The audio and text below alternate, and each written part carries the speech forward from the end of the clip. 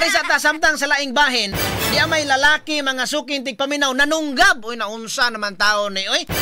Nadunggab naman sad, ha? Nanunggab sa nangawat sa iyang butong na priso. Amo no gikawat man po ng butong, oy. Nga kabarato ra na ngano magmangayo ka. O baka ka nang naa nga imuha na nga pangayoon baka ha? O baka ato ka dito sa bukid na may bukid awaaw dito saka ka dagang lubi dito, ha?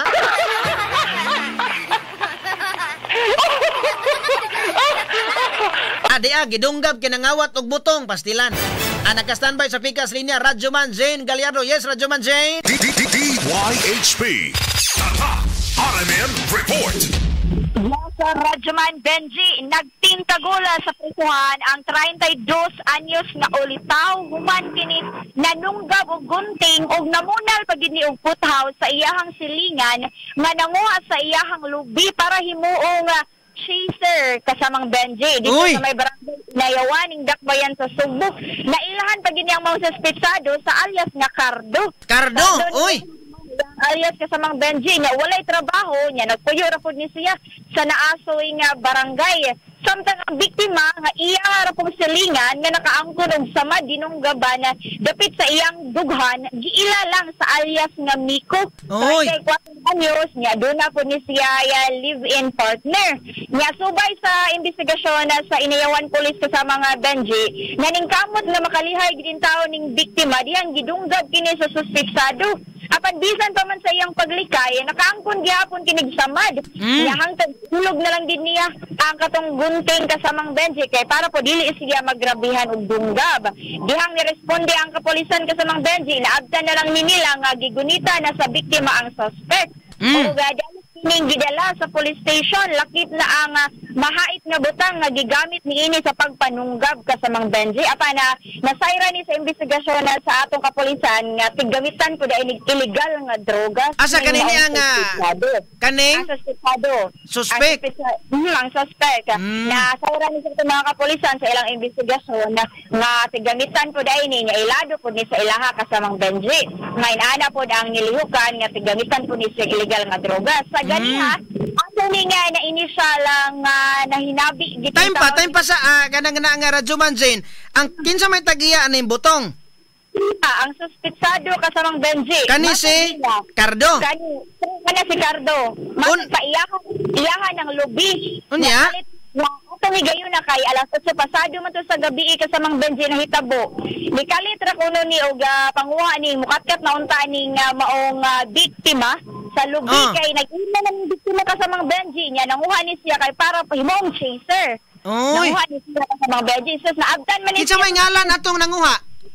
Nanguha mo si alias Miko. Si alias Miko kasamang Benji. Nga naabtan ni siya sa suspetsado kasamang Benji. Nga gibadlong pa. Sa suspetsado na ikanabi na ito kaganiha. Nga gibadlong pa ni niya. Nga gayaw-yaw man kasamang Benji.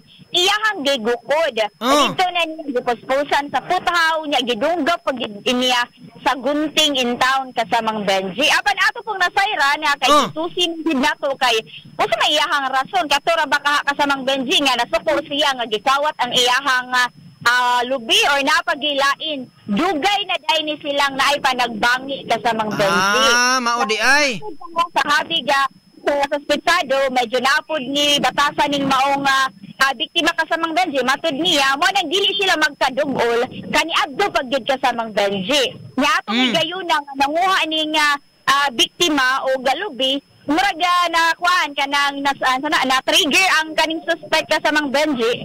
Nagpangutanan ako kay basig hubog pud ning maong suspect at gayuna kay na siya sa kainit sa iyang ulo niya sa kalagot dili man pud kasamang Benji. Na lain lang gid siya kasamang Benji kay wa man nananghid ang kaning biktima nga manguha di ay siya og butong. Nasa suspetsado man in tawo ni kasamang Benji nya kagani ato gini siya nga gi-istorya kay willing raman pud siya kasamang Benji, nagiangkon raman pud gid hinuon niya ang salaod niya kasamang Benji kay ay sa serbisyuhan lang gid nako din ni ma'am.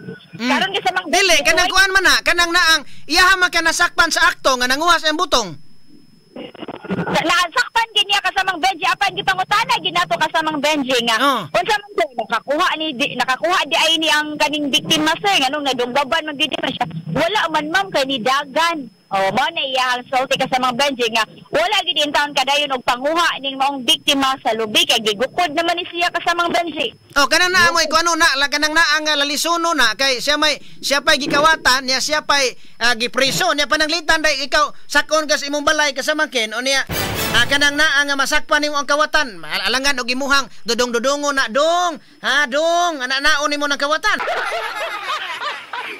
Pero mo na nga sige lang ato lang sa skorte patubaga kasamaan Zen no na mahiring na. Benji no kato siya nakalitan lang pud gito sa kasamang Benji matod niya kadunha kay wala lagi na nanghid niya nanguha harapan ang nakasayop lang pud sa mga Benji kay na nakapasakit pud siya nadunggab pud siya sa maong biktima kasamang Benji apan gipangutana nato kaganiha magamahay ba siya kay gipapriso man gid siya diri kasamang Benji gamahay ba siya sa iyang gibuhat apan matod niya wala gid siya bisag gamay nga pagmahay gid in taon kasamang Benji kay andam rasad siya maserbisyuhan ang salawod nga iyahang nabuhat dinhi sa sud sa bilangguan sa samang Benji. Okay.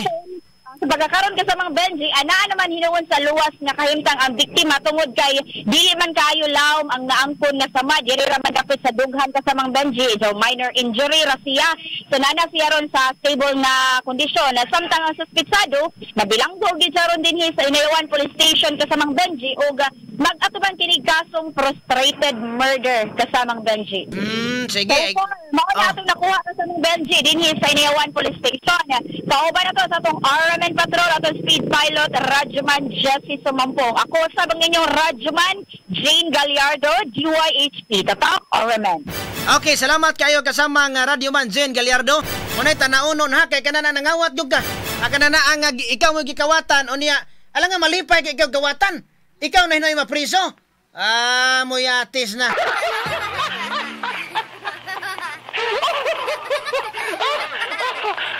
Tanaw na ha kay na. Anya kay ko lang kay kanang oras, taas pag oras na. Ato sa ari sa tayo lipay-lipay sa ta katawa sa ta kay uban mga sukin tigpamin ato mga balita karon matod pang ato ni Rufil stress kay ato mga balita karong buntaga ha.